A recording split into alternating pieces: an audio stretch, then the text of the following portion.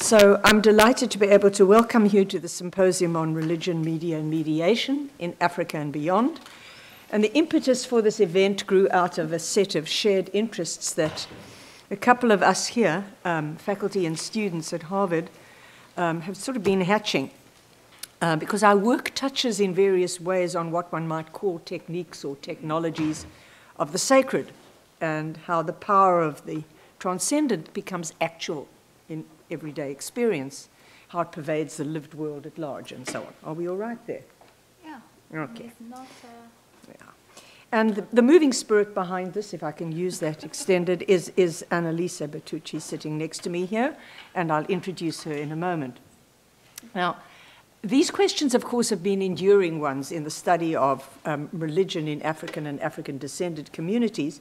And I think in many ways the problem that it centers on, the problem, I'll say a little bit about this before we move on, of religion, media, and mediation, has been very distinctively handled by the Africanist religious scholars, the tradition of religion in Africa. And there are probably reasons for this, and it's interesting to contemplate what they might be.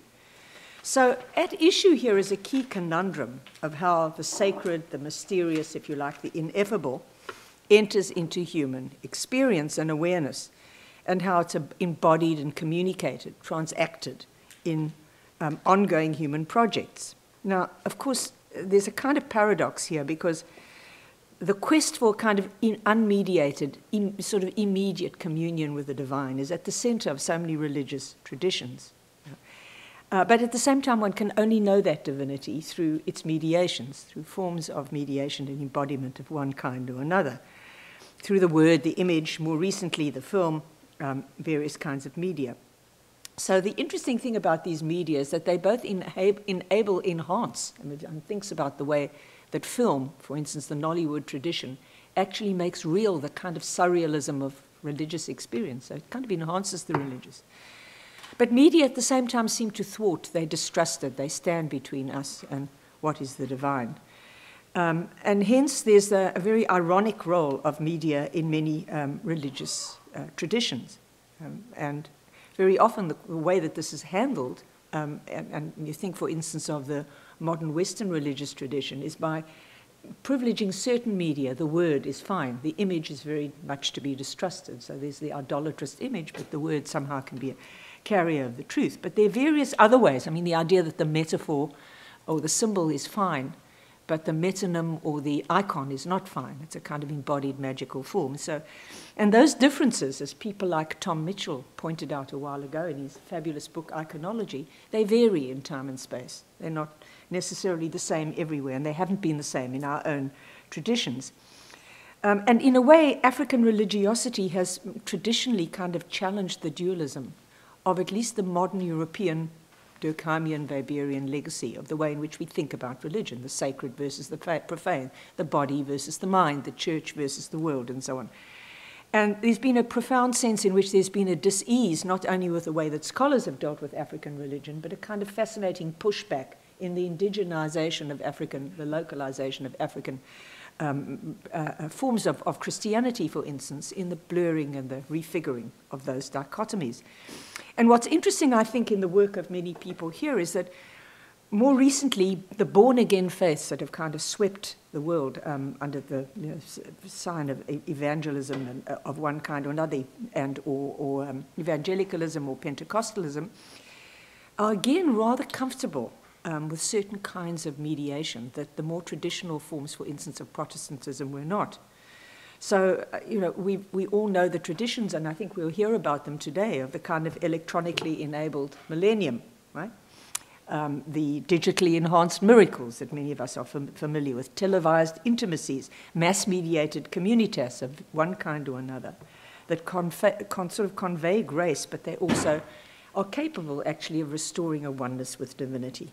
So it's these sorts of questions that I think in some ways are at the core of what we're dealing with. And many of us who work with the materialities of religious traditions are often roundly criticized for the fact that we reduce the numinous and the beautiful and the spiritual to these rather base physical, often even commodified forms. And so there's an interesting set of arguments here about not only about what happens in religious mediation and the wonderful ways in which new media have extended this, but the way in which they challenge our own epistemologies and assumptions about the way one studies and knows these things. So these are the things I think that we're going to be looking at this afternoon, and I say we because much of the conception for this event came from Annalisa Butticci, who's the Marie Curie Fellow here at the Harvard Divinity School. But I also wanted to thank Jacob Olupona and Marla, Frederick, my colleagues at African and African American Studies, who've been helping us think this through and helping us get together a group of invited guests who are going to speak to us as well: Brigit Meyer, an old friend from long way back, Simon Coleman, and Brian Goldstone. So I want to thank them, and above all, Annalisa, for the enthusiasm that she's shown for this project, and also for the funding that came from the Divinity School and from the Committee on African Studies. So the program, I think you know, is that we're going to have two panels. First two speakers, Brigit and Annalisa, and then Marla and Brian, and then we'll go straight, but there'll be a break between those two. How much of a break we'll see, we hope that we can keep to about 20 minutes each in the presentation. And then we'll have Jacob Olupona and Simon Coleman offering us a commentary, and then there'll be a break and we'll move into the second part of the proceedings, which will be a movie and commentary after that. So let me introduce Annalisa to you. Annalisa Butticci is currently, as I said, Marie Curie Fellow at the Harvard Divinity School and Utrecht University in the Netherlands. Her main areas of interest concern charismatic Christianity, African Pentecostalism, visual and material cultures of religion, African diasporas in Europe, gender and multimedia research methods. Annalisa was awarded her PhD in methodology for social science research. It's an interesting category of, I've never quite heard of it. It's amazing that that's a discipline, right? Yeah, methodology, yeah, of social science research. It should be, at the Catholic University of Milan in Italy in 2008. And since then, she's been studying the African diaspora in Italy with special focus on Nigerian and Ghanaian migrations. Over the past 4 years, she's been focusing on African Pentecostalism and its expressions in Europe, based on extensive field work both in Nigeria and in Italy. And her work investigates and situates African Pentecostal aesthetics and practices in both Nigerian and Italian Catholic culture. It's interesting to contemplate because so many of the studies of these things in Africa come from a much more resolutely Protestant tradition, and that makes or Jewish, makes a very big difference. Annalisa is currently working on a book project on African Pentecostal aesthetics in Europe, and her second project is on religion, crowds, and power, with a special focus on Pentecostal megachurches in Lagos and Nigeria. She's published several articles on these issues, and also a book which some of you have seen called Na God, Aesthetics of African Charismatic Power. And I don't know if you have a copy of the book here, do you? It's quite stunning. I mean, the photographic material and the way that it's used in the argument is exemplary. She's also co-directed a film, which we'll see later, with Andrew Eusebio, entitled Enlarging the Kingdom, African Pentecostals in Italy, and that's what we'll be seeing later. Okay, so I'll turn it over to Annalisa. Yes, I want to quickly introduce Brigit Meyer, and I want to thank her for coming, for sharing her time, and for being so wonderful in supervising, advising, and supporting my work. I also would like to thank Professor Jacob Olupona for giving me the chance to be here for 2 years and for his support. And also Darlene Slang, who was so helpful and so wonderful in helping me to navigate the bureaucratic dimension of my Marie Curie Fellow. Thank you so much, Darlene. Thank you, Professor Olupona. Thank you. And also thank you to you who decided to share your time and be with us today. So a very, very short introduction. Brigit told me that she doesn't want me to be too long, so I will be brutal and I will cut all this beautiful information about your scholarship. Brigit Meyer studied religious studies and pedagogy for disabled children at Bremen University and cultural anthropology at the University of Amsterdam. After her PhD defense in 1995, she was affiliated with the Research Center Religion and Society. And between 2004 and 2011, she was professor of cultural anthropology at the University of Amsterdam. Since 2011, she's professor of religious studies at Utrecht University. And between 2000 and 2006, she directed the NWO Pioneer Program, Modern Mass Media, Religion, and the Imagination of Community. She has conducted research on and published about colonial missions and local appropriations of Christianity, modernity, and conversation, the rise of Pentecostalism in the context of neoliberal capitalism, popular culture, and video films in Ghana, the relation between religion, media, and identity, as well as on material religion and the place and role of religion in the 21st century. Many of you know her wonderful publications, so I don't want to list them because I am too eager to listen her contribute for this symposium, so I leave the podium for you. Thank you. Thank you very much. Thank you very much, Annalisa, for this very nice introduction. And also thank you very much, Jean, for your wonderful introductory remarks, which are in fact already the gist of what I would want to convey. You always get it right and you say it so succinctly and evocatively, which is just fantastic. So I hope you won't find too boring to hear what I have to say. Of course, we address a very big theme today, religion, media, and mediation in Africa and beyond.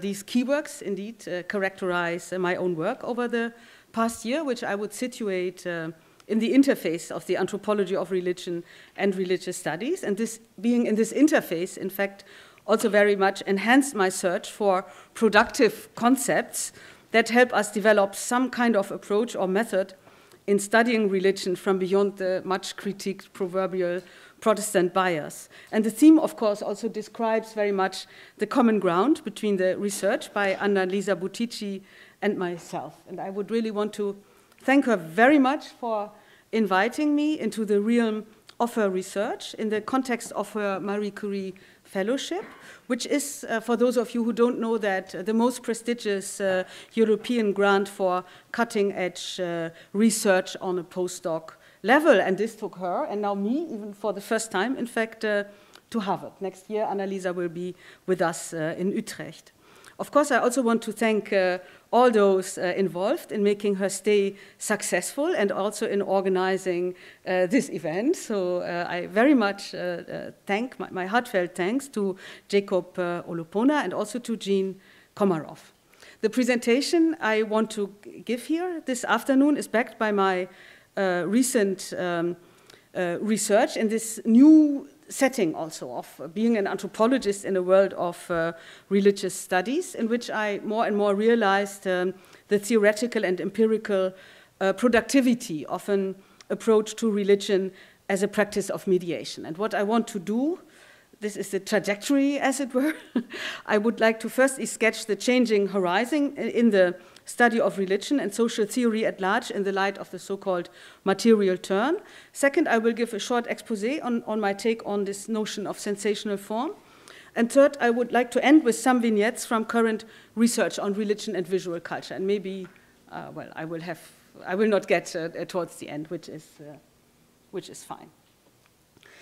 The idea that practices, objects, and other forms used through which religion becomes manifest in the world are secondary to beliefs, meanings, and values is a symptom of a mentalist approach to religion that has long prevailed in the humanities and social sciences, and that has been subject to substantial critique recently by Manuel Vasquez, by David Morgan, Webb Keane, and to some extent also by myself. The sidelining of material forms and practices in favor of a concern with the abstract, with ideas, signs, norms, and values, we could say the social as an abstraction, also typifies social and cultural theory in the 20th century at large. as pointed out by German cultural sociologist Andreas Reckwitz, in the wake of classical thinkers such as Max Weber, as well as Emil Durkheim, Norbert Elias, and Talcott Parsons, the predominant interest in scholarly inquiry was geared towards the normative or symbolic order underpinning modern societies. The constitutive dimension of artifacts, space, and affect or emotions in what Latour calls assembling the social tended to be easily overlooked. Interestingly then, this concern with an abstract order resonates with and can be seen as a secular version of a modernist mentalistic understanding of religion as it featured in Weber's Protestant ethic, which morphed into the secularized spirit of capitalism, but also, for instance, in Durkheim's notion of the sacred, understood as the norms and values set apart at the center of social life. The so-called material turn, through which bodies, objects, sounds, and spaces became central foci in scholarly inquiry, transformed cultural and social theory at large, and the study of religion, I would say, in particular. Critiquing the strong emphasis placed on meaning, belief, and inner religiosity that long prevailed in modern approaches to religion, scholars started to pay sustained attention to how people make religion happen, as it were, in the world, and thus how to invoke religious studies scholar Robert Orsi, how multiple media are employed for materializing the sacred. Media here are not understood, of course, in the narrow familiar sense of modern mass media, but they include them, of course, but in the broad sense of transmitters across gaps and limits.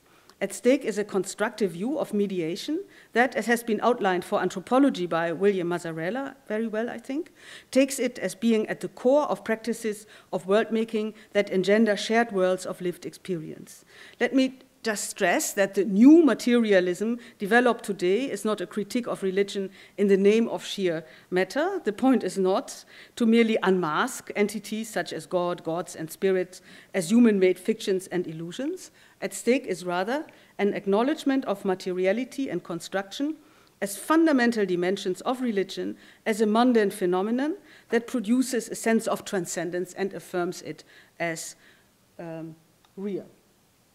My keen interest in religious forms that ensure repetition and long-standing impact and an impression on beholders arose through my research on Pentecostals in Ghana, where I encountered a powerful orchestration of shared sensations producing a thick emotional profile. Initially, I was quite at a loss in my attempts to find suitable concepts to productively analyze what was going on in these settings, especially to account for the invocation of thrilling emotions and the profuse use of body techniques without falling into the pitfall of an individualizing and depoliticizing approach. In contrast to the classical phenomenology of religion and experience-centered approaches inspired, for instance, by James, I sought to analyze the actual genesis of sensations and the feelings and ideas involved within particular shared religious aesthetic formations. Before summarizing what I mean by sensational form, let me say something about A, sensation, B, the notion of form in the study of religion, and C, religion. So, sensation. People do not perceive and sense the world in a raw manner, but in the context of what I call political aesthetic formations. I employ aesthetics here not in the commonplace post-Kantian sense as limited to the disinterest experience of high art, but in this broader Aristotelian sense of aesthesis that refers to the sensory modes through which humans perceive, gain experience, and have knowledge of the world. The process of engaging with the world is structured, or we could also say filtered, through what Jacques Rancière aptly describes as a distribution of the sensible. And sometimes, just as a background, I put up some quotes to just indicate the larger theoretical framework. What is sensible is not given, but subject to authorized selection and distribution in a hierarchy of power. This involves a regime of sensation that underpins power structures, but is also subject to contestations that render alternative, previously invisible and inaudible matters sensible. At stake, then, is a political theory of sensation that vests insights from phenomenology with an awareness of the foundational operation of power on the level of the body. Moreover, I would also like to stress that I understand sensation as not limited to perception and feeling, but as encompassing the sensory, emotional, and also semantic dimensions. And this is very important for me. That their entanglement is difficult to explicate, maybe due to a lopsidedness in our vocabularies towards theories of signification that evolve around texts and hermeneutics. As the German philosopher Sibylle Krämer has pointed out, the distinction between the senses and sense has been mapped onto the distinction between eistasis and logos, yielding the opposition between sensuality and intellect, body and mind. However, sense is not abstract, it is mediated via bodies and things, which are the condition for its existence. Thus, making sense is not just an issue of thought, but grounded in the media that tune sensation in historically specific settings with their particular power structures. Then on form.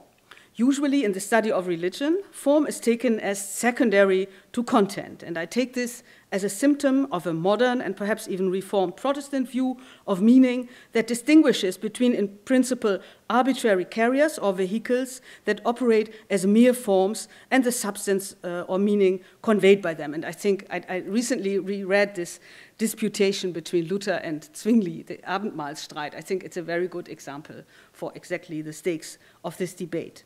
I also came to realize that, in fact, my understanding of form very much resonates with Ernst Cassirer's notion of symbolic form, according to which signs are not independent vehicles of their content, but are taken as sensory expressions that encapsulate meaning and organize sensing and making sense. So importantly, symbolic forms are not located outside of human beings in the material world, but operate as its indispensable mediator. So very nicely, I think, as Cassirer points out here, indeed, forms always describe a distance between us and the material world, but they also provide the only possible adequate mediation and media through which any mental being becomes graspable and understandable. And I think, Jean, you referred to exactly that also in your introduction. So put simply, Cassirer proposes a theory of mediation in which symbolic forms take a constructive part in practices of world making. As an aside, please note that this stands in marked contrast to attitudes towards forms and symbols that emphasize their alienating dimension, as for instance in theories that assume the primacy and immediacy of experience and sensation above social categories and institutions, or in the Lacanian notion of the symbolic, and we could think of other theoretical strands. This constructive stance towards form as not secondary to the real, but as necessary for effecting it, is the background to my concept of sensational form in my approach to religion. But very briefly, something on religion. To cut a long story short, I think that the study of religion cannot do without a, of course, always provisional and historically situated minimal agreement of what we mean by religion. And as I put it in my inaugural lecture, which we discussed wonderfully with PhD students and postdocs this morning, I say that I take it that religion refers to particular authorized and transmitted sets of practices and ideas aimed at going beyond the ordinary, surpassing or transcending a limit or gesturing towards, as Matthijs van der Pot put it poignantly, the rest of what is. In this sense, religion is the domain par excellence that deals with standardized procedures of fabricating a surplus that arises in excess of a liminal experience. What I have in mind here is a fabrication in the sense of Latour's notion of the factice, going to surpass the problematic tension between fetish and fact or artifact. The notion of the factice as a human-made and yet sublime thing should make us recognize that, and I quote him here, in all our activities, what we fabricate goes beyond us.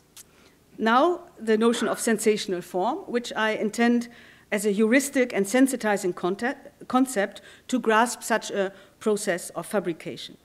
Referring to a configuration of religious media, acts, imaginations, and sensations in the context of a religious tradition or group, a sensational form provides an authorized method to experience in a structured manner a movement towards a limit that invokes a sense of there being something more, instilling a sense of something beyond. Sensational forms are more or less fixed, repeatable formats that, in being performed, are prone to effect a sacred surplus in a more or less powerful, persuasive manner for those involved. Offering body techniques that become embodied into the habitus, sensational forms play a key role in implementing a particular religious aesthetics in the sense of aesthesis that tunes the senses and structures perception in a specific and selective manner, directing attention in a particular way, and that underpins the formation of personal and collective identities. And actually, this is what we discussed very much this morning. Then, I don't know how we are time-wise. So in this third and last part, I would like to turn to pictures of Jesus, which are prominent sensational forms. I think they could be analyzed like that in Accra. On the whole, I think that one of the assets of the material turn in the study of religion is the strong attention to visual religious culture. This implies a necessary corrective, certainly in the study of religion, of the bias towards text and words at the expense of images, as Jean also indicated. Conversely, in the study of visual culture, scholars as W.T. Mitchell or also Hans Belting also engage with the power of images and critically assess the genealogies of categories of what Mitchell calls bad objecthood that still inform attitudes towards images, while on the other hand, as Belting points out, pictures also still seem to demand belief from their beholders. What is special about religious pictures is that they are authorized to mediate an absent presence. They are approached and used by their beholders with the expectation to effect and render present the sacred in the immanent. So they are vested with a surplus.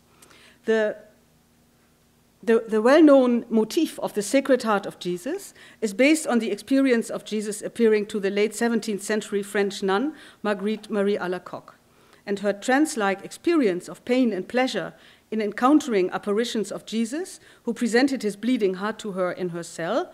Then we talk of the period between 1673 and 1675, then she had these kind of experiences, was mediated via numerous written accounts and paintings.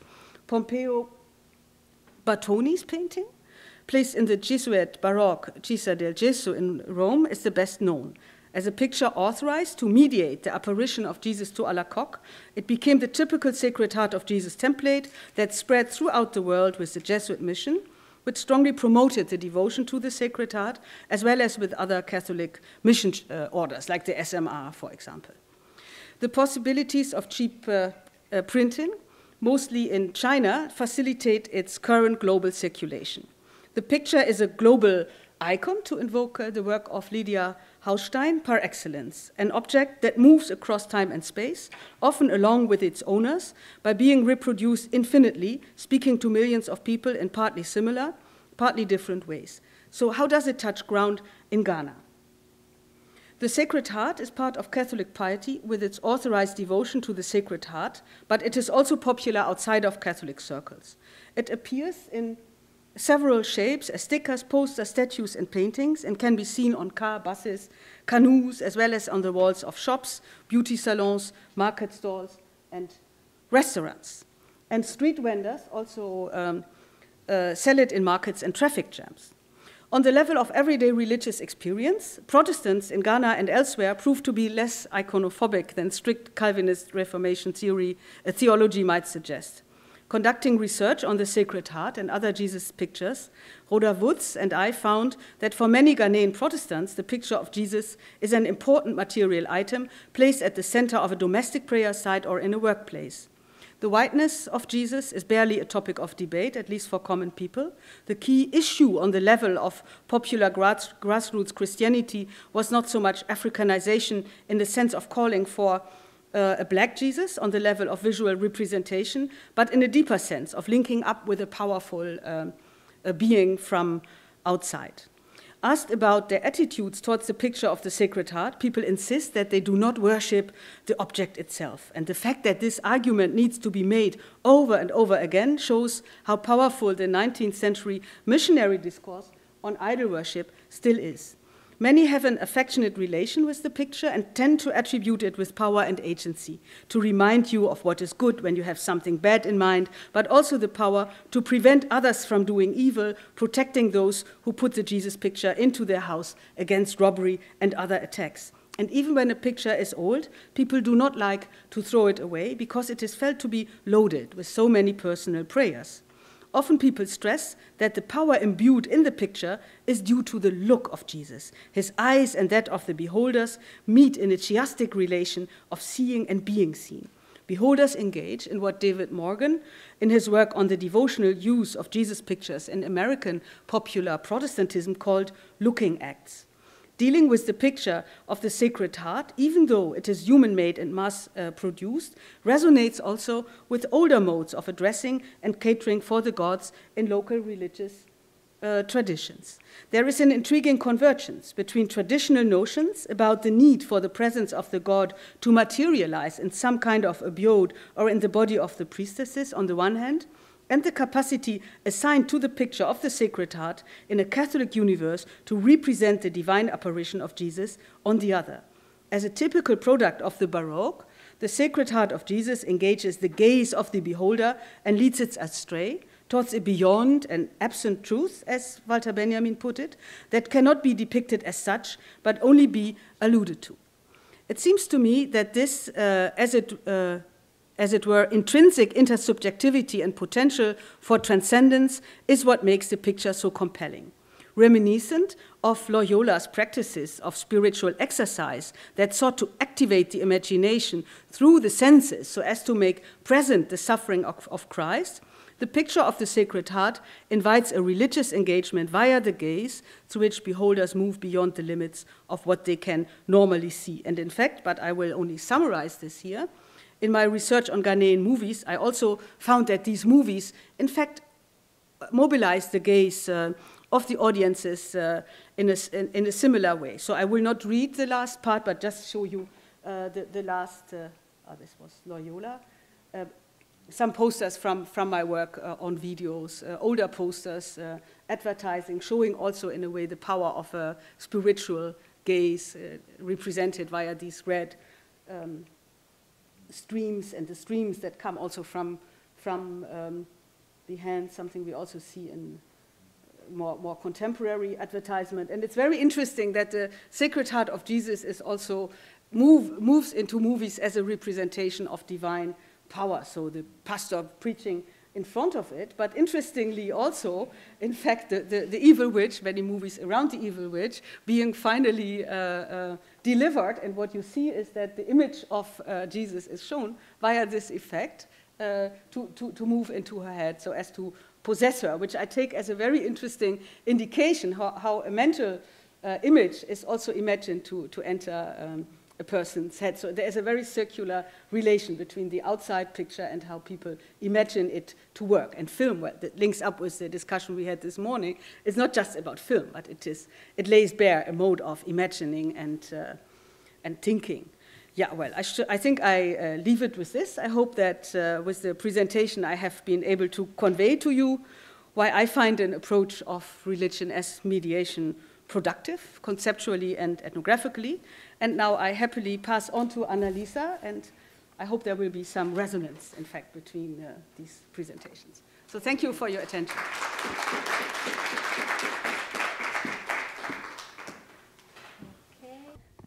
Okay, thank you. Okay, so in her inaugural lecture delivered at Utrecht University in 2012, Brigit Meyer talked about what she defined the frontier areas such as culturally and religiously diverse arena in which clashes and confrontation occur about religion. According to Meyer, frontiers areas were and are still rife with struggle and tensions about how to be and behave as a Christian. In these clashes, key issues are often the engagement with the body and the senses, objects, substances, and images, such as religious media, through which religion becomes visible. Birgit Meyer looks at Western outreach as site of fresh idea for observing how religion happens materially and how things, the body and its senses, become inextricable from religious word-making. The frontier areas considered by Birgit Meyer emerged through Western outreach into the non-Western world. My work focuses on frontier areas that emerge through non-Western outreach into the Western world, in Europe, and precisely in the heart of Catholicism. My work is about Nigerian and Ghanaian Pentecostalism in Italy, in the seat of Roman Catholicism, and looks at how the encounter, tensions, and conflict between two spiritual and social powers and religious aesthetics. These encounters reveals the great paradox of Pentecostals' proto-Protestant accusation of idolatry addressed to Catholicism.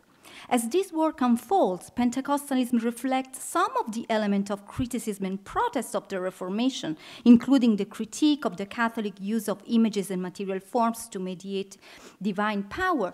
But paradoxically, Pentecostals also share with Catholicism one of its most controversial principle, of course controversial for the Pentecostals and the Protestant, such as the genesis of the sacred implicit in the Catholic transubstantiation, such as the principle of mediation and incarnation.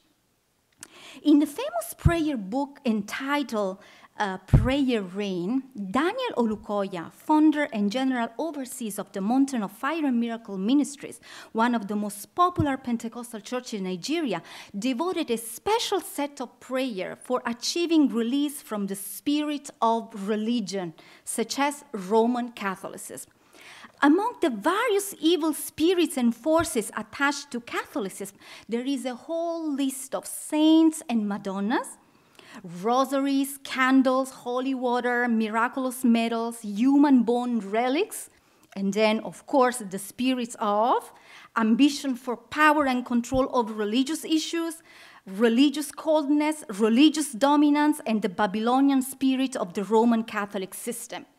The list is very long, including as many as 120 evil spirits coexisting with Catholicism. And of course, many of them are related to Catholic material forms and material culture. However, African Pentecostals' relationship with those objects, images, and material form is charged with ambiguities and contradiction. In some cases, their relationship with this object generates what Latour called iconoclash, or, as Birgit Meyer observed, a symbiotic entanglement, because far from erasing what the Pentecostals call the Catholic idols, they load them with negative power. This is evident, for instance, in Pentecostals' relationship with Catholic relics or statues of saints and Madonna. And here I have an example. This is the body of Saint Anthony in the Basilica of Saint Anthony in Padua, Italy. And of course, according to Pentecostals, this is pure idolatry, is ancestral curse, or at worst, this is pure witchcraft. Because, for example, in the Catholic Church, in the Basilica of Saint Anthony, you can see the relics of Saint Anthony. This, for instance, is this beautiful reliquary, but those are the teeth of Saint Anthony. So they dismember the body of Saint Anthony, they cut it in pieces, they put it in reliquaries, and the relics are venerated. And this is one of the statues of Saint Anthony venerated by Catholics. So in this case, there are no compromises. This is pure idolatry. Yet, Pentecostal relationship with Catholic material and visual culture is more complicated and multifaceted. So, in fact, on one end, they harshly condemn some of the Catholic media to mediate divine power. But on the other hand, they remediate certain Catholic media to mediate divine power and community power. For example, they appropriate Catholic religious dresses and uniforms, like in this case, this is Bishop Diana Ajarti, and I remember this day we were together, so we went from her home, from her place to her Pentecostal church, and we were walking together on the street, and people were just staring at her, and she was looking at me. Oh, you see, you Italians, haven't I seen a black woman before? And I told them, yes, but you are dressed like a Catholic cardinal, and we are in Italy, and I put together. So she was like, why they are staring at me? And I was like, there is some reason why they are staring at you. And of course, also the use of substances like olive oil, holy water, and also the host of the communion, although the Pentecostal communion is very different from the Catholic communion. But one of the most emblematic example and fascinating example I found in my fieldwork is the case of one beautiful images, which is this one, is the Transfiguration of Christ of Raffaello. I first want to tell you a little bit of this beautiful masterpiece, because the story is extremely intriguing, and then I will connect this picture with the Pentecostals. So this painting was commissioned to Raffaello by Cardinale Giulio de' Medici, the future Clement VII. But Raffaello actually could never finish this masterpiece because he died at only 37 years old. So the painting was completed by two other artists. And he was, in his final delirium, Raffaello asked to see his painting the last time. So his friends brought this painting at his deathbed so he could observe for the last time his masterpiece.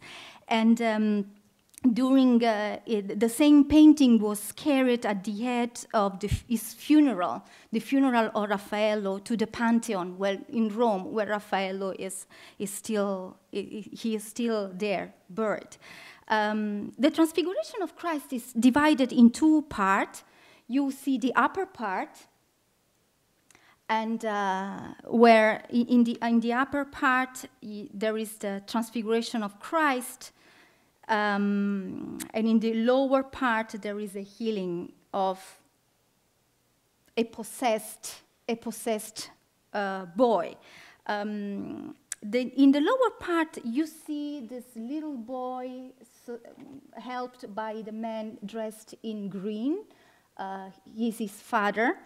And the boy is possessed by an evil spirit. You see the desperation of people. They don't know how to help this little boy, but there are some people in the crowd who are pointing at the Christ and pointing the Christ as the only salvation. The lower part really contrasts with the upper part. And the upper part, you see the transfigured Christ with the two prophets. I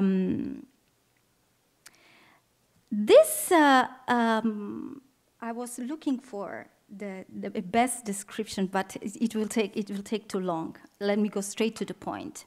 So, in the upper part, you see there are the three disciples on dazzling at the light of glory and Christ, and they are in prayer. And you see the Jesus with the two prophets, and you see that Jesus is just surrounded by this light and this sense of power. This is a very important picture for the Catholic Church, and this picture is owned by the Vatican State, and is currently one of the main picture of one of the biggest altar in the Vatican, in the Basilica of St. Peter in Rome. But there is another place in Italy where there is an altar with that same picture. And this place, where you see the same picture, is actually the New Life Ministry, a Pentecostal church started by Bishop Amposa, a Ghanaian economic migrant who was called by God, and he opened the church. Now, this picture is a wonderful story, and I want to help you to understand what is going on in this picture. So the picture shows the pastors. Okay, this is Bishop Amposa, the founder of the church. This is Reverend Adentine. And these two men arrived in Italy more than 20 years ago, and they are really one of the first Pentecostal pastors in Italy. So they are very significant in the history of African Pentecostalism in Italy.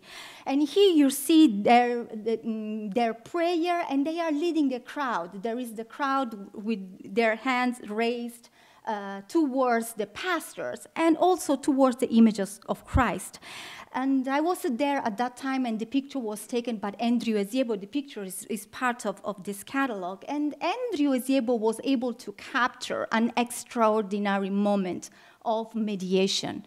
So what you see in this picture is a sort of triangulation between the transfiguring Christ, Bishop Amposa, and the crowd.